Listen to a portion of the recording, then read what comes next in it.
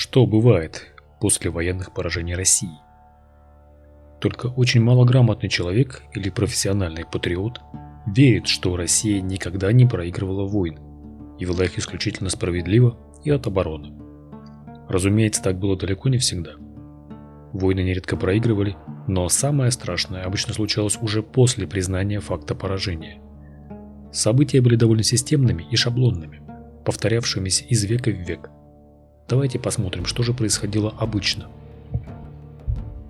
Начнем с ранних лет истории восточных славян, тогда еще единых, не разошедшихся на русских, украинцев и белорусов. В какой-то степени поражение можно считать взаимодействие Киевской Руси и степняков до монгольского периода, печенегов и половцев. Князья регулярно ходили на них в походы, но угроза не исчезала, степняки продолжали набеги, богатели на торговле рабами и ценностями и, более того, нанесли несколько крупных поражений. Сначала они ликвидировали князя Святослава, мощнейшую угрозу, сокрушившую Хазарию и угрожавшую Византии и Булгарии. Засада на Днепровских порогах обезглавила Киевскую Русь в военном плане, а его сыновья и внуки уже не смогли повторить былые победы. Останься он жив, и месть печенегам за удар в спину на византийские деньги не заставила бы себя ждать, но они успели раньше. Вторым актом пьесы было сокрушительное поражение князя Игоря в походе в степь, о чем нам осталась замечательная, хотя и подозрительная песня «Слово полку Игоря». Оказалось, что в степи врага победить очень тяжело, а успеть отразить набег дома не всегда удается. Тупик, в котором степняки побеждают и пожинают лавры. За столетия с ними князья начали родниться. Заключали союзы, всячески приближали симбиоз, так как достичь военного подавления не удалось. Что случилось по итогу? Русь утрачивала крупнейших и талантливых военных лидеров, которые могли не только устранить угрозы извне, но и стать столпом объединения и превращения лоскутного отдела княжеств в единое и мощное царство, с войском, которому могли бы быть не страшны и монголы. Из-за поражений раздробленность только усиливалась. На место прежнего лидера метили несколько бета-претендентов, устраивая войны, погромы, которые только усиливали рознь. А когда кто-то или все сразу ослабеют в битвах, степняки приезжали с набегом, легко отнимая ценности. Монгольское нашествие и разгром русских армий на реке Калка и реке Сить при обороне крупных городов, здесь поражение принесло самые фатальные исходы. Фактически государство было уничтожено. Киевская Русь перестала существовать, как и ряд крупных княжеств. Произошел экономический и культурный упадок, откат на столетия назад, исчезли ремесленники, мастера, богатство, все, что могло иметь ценность, уходило угнетателям.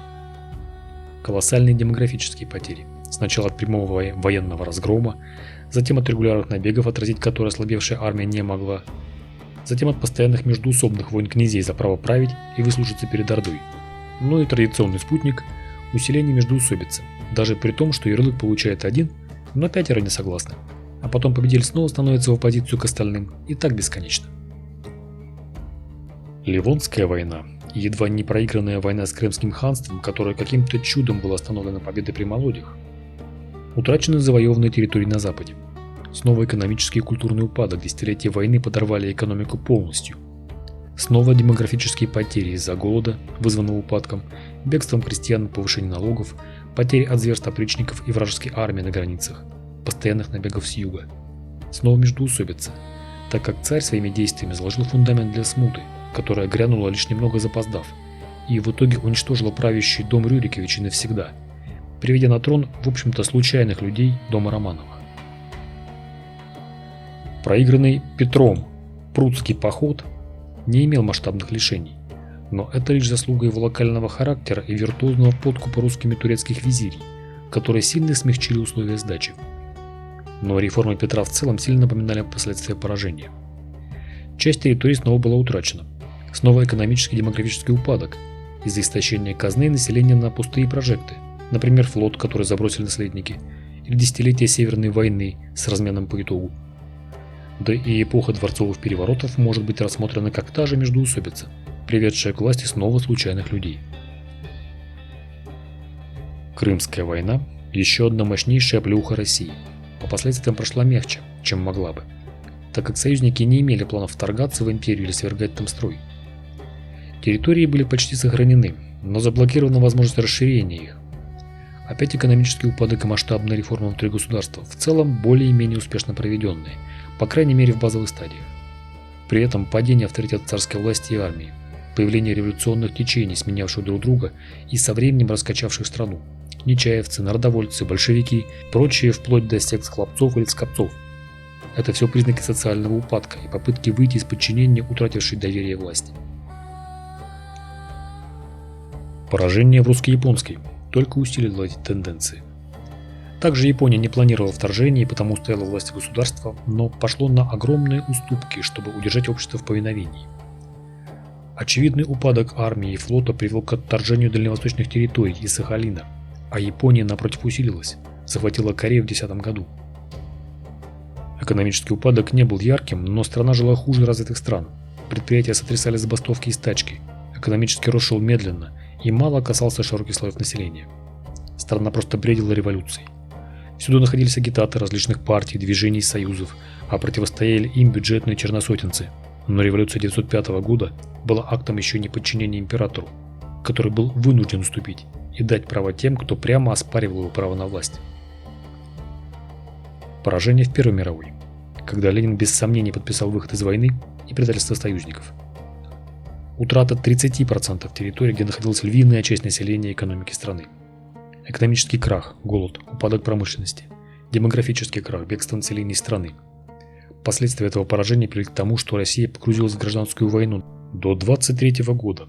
В дополнение к широкомасштабному голоду, разрушенной экономике и стране, которая лежала в руинах и не стабилизировалась до середины конца 20-х годов с появлением Советской России.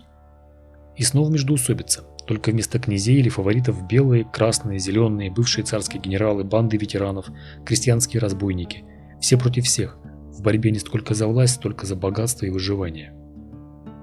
Большевики во многом пришли к власти еще и потому, что единственные, кто мог прекратить эту анархию.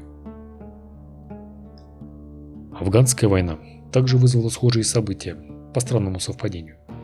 Также после печального вывода советских войск зашаталась экономика, начался упадок в промышленности, окончательно рухнула демография. Авторитет власти лежал на дне, и за трон стали бороться новые претенденты из второго эшелона или ранее невиданные в публичном пространстве. Как видите, всегда военное поражение России приводит к серьезным проблемам, которые угрожают государству и обществу. Избежать их оно может только если проиграна локальная война. Враг не имеет желания и причин идти вглубь страны или уничтожать правителей. В прочих же случаях намечается стандартный набор процессов. Междоусобица. Прежний правитель после поражения не удерживает власть. Население еще может дождаться его естественной кончины, если он жестоко карает за малейшее недовольство или его авторитет все же высок. Но затем неизбежно следует смена правящего слоя. Чаще всего они даже не из ближайшего круга прежних элит. Появляются внезапно и неподконтрольно тайной полиции в момент, когда еще слабы, чтобы та их ликвидировала. Экономический упадок. Россия ведет войны широко, с напряжением всех экономических сил и, не добившись победы, разрушает свои мощности, что неизбежно приводит к падению уровня жизни вплоть до голода и долгому восстановлению прежних позиций. Как правило, оба процесса совмещаются в рамках гражданской войны. Происходит полная смена строя и политики, так как проигравший воспринимается как проигрышная модель, запятнавшая себя навеки. Происходит фактическая утрата пограничных территорий, которые либо отходят сопернику, либо получают свободу из-за слабости центральной власти. Любой правитель России должен знать, что решение о масштабной войне он принимает, рискуя не только жизнями своих солдат, но и своей династии, так как в случае поражения он не уцелеет и сам, и будет вынужден исчезнуть, добровольно, как Николай I, или принудительно, как Николай II или князья на реке Калка. Его наследие будет объявлено ошибочно, военным лагерем царя Палкина, красной диктатурой или русским империализмом и перечеркнуто для потомков.